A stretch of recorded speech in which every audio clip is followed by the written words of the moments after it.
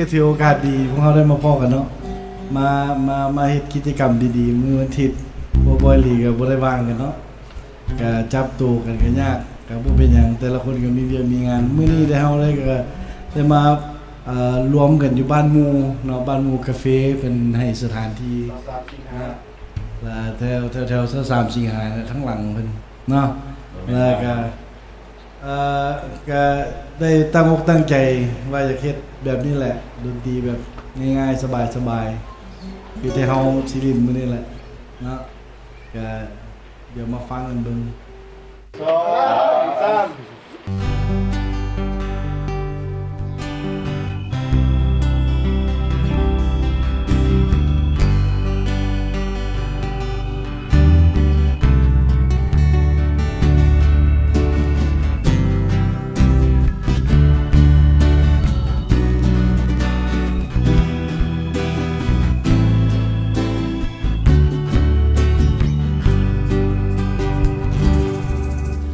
เวลา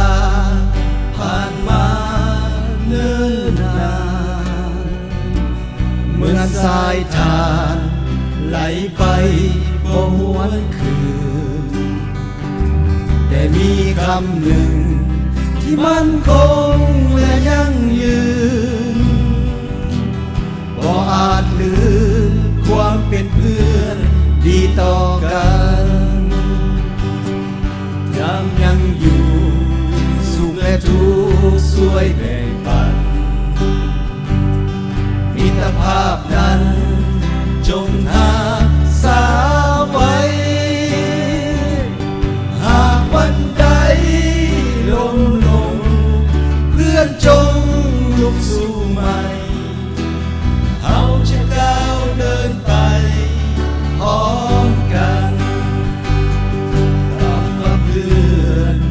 นั่นคือความห่วงใยคำว่าเพื่อนจริงใจ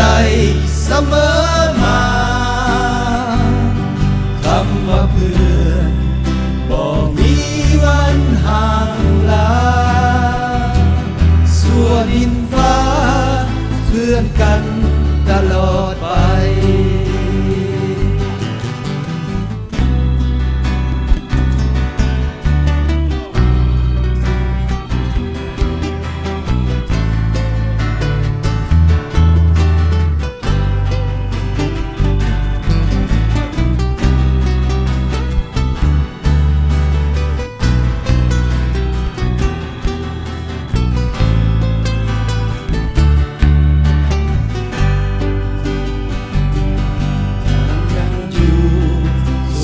ทุกข์ช่วยแบ่งปันมิตรภาพนั้นจงหาสาไว้หากวันใดลงเพื่อนจงลุกสู่ใหม่เขาจะก้าวเดินไปพร้อมกันคำว่าเพื่อนนั่นคือความห่วงใยคำว่าเพื่อนจริงใจเสมอมาคำว่าเพื่อนบ่มีวันห่างลาสั่วดินฟ้าเพื่อนกันตลอดไปสั่วดินฟ้าเพื่อนกันจนวันตา